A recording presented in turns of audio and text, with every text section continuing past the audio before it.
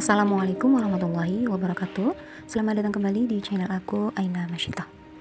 Teman-teman, pernah gak sih gaji bulanan baru masuk, tapi rasanya tuh cepet sekali habis? Padahal kalau dihitung-hitung jumlahnya sebenarnya tuh cukup.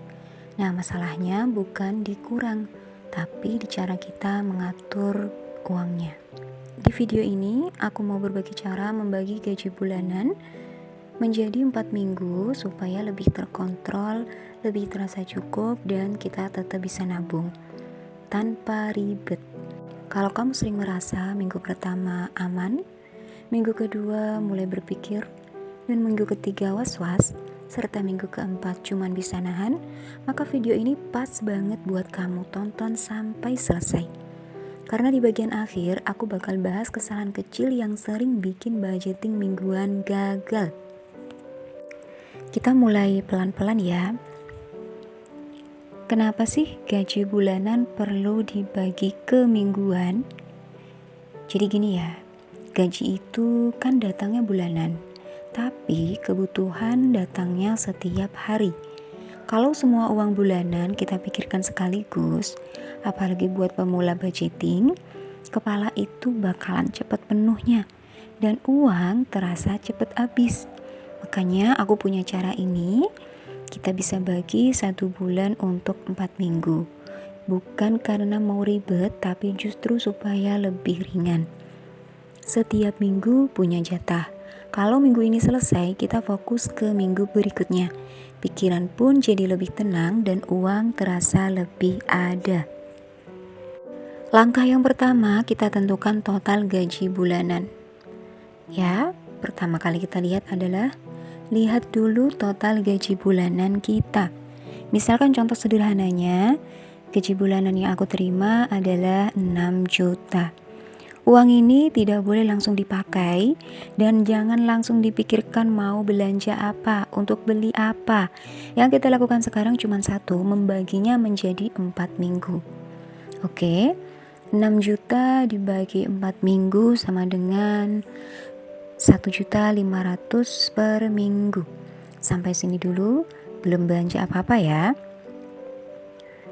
Kemudian kita masuk ke bagian paling penting. Dari 1.500.000 per minggu, aku bagi menjadi 4 bagian. Oke, di sini aku siapkan dulu ziplock atau bisa juga pakai amplop yang sudah kita tulisin 4 kebutuhan ini. Nah, untuk kebutuhan yang pertama adalah kebutuhan utama. Di sini aku sisihkan 400.000.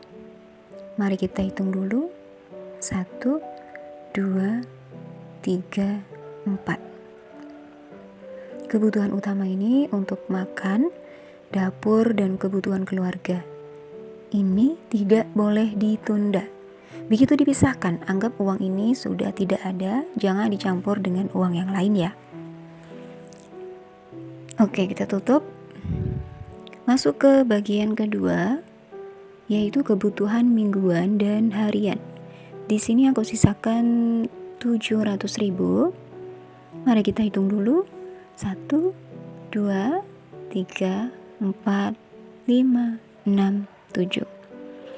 Ini untuk transportasi, jajan, dan kebutuhan kecil sehari-hari. Kebutuhan harian serta kebutuhan mingguan keluarga ya. Biasanya dari sini aku bagi lagi supaya kita tahu batas pakai, bukan karena kita itu pelit, tapi biar kita lebih sadar dengan uang yang kita pegang. Lalu untuk kebutuhan yang ketiga, yaitu yang paling banget sering diremehkan, tabungan. Di sini aku sisakan 200.000.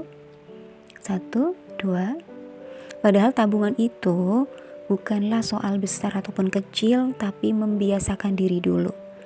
Begitu gajian, langsung disisakan buat tabungan, jangan menunggu sisa.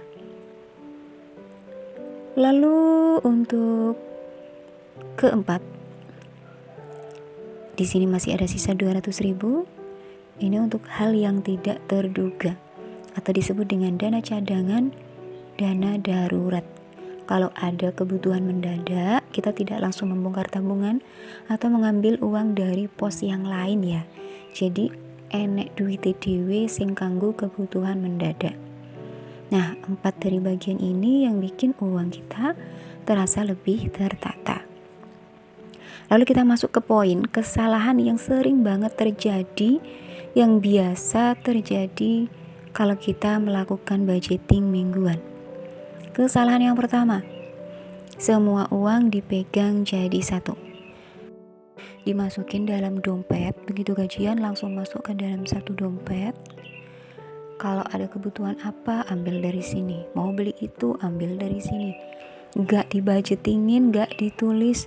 Akhirnya begitu masuk ke minggu ketiga dan minggu keempat, loh kok uangnya tinggal segini? Nah, akhirnya kan bingung sendiri.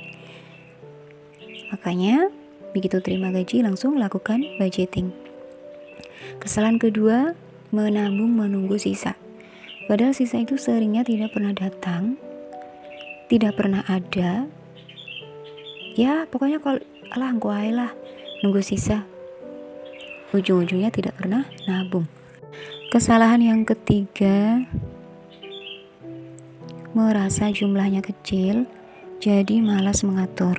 Gajinya cuma sedikit, gak usah diatur-atur lah.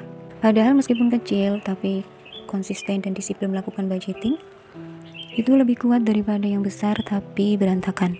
Karena kalau keuangan itu baik, maka rumah juga akan menjadi baik. Begitu keuangan berantakan, rumah juga akan berantakan. Mengatur gaji bulanan itu bukan soal pintar hitung-hitungan, tapi soal mengenal diri kita sendiri. Kita tahu batas, kita tahu kebutuhan, dan tahu kapan harus berhenti. Kalau kamu mulai membagi gaji per minggu, uang mungkin tidak langsung banyak, tapi pikiran kita jauh lebih tenang. Kalau video ini bermanfaat, silakan like dan tulis di komentar. Kamu biasanya kesulitan di minggu berapa?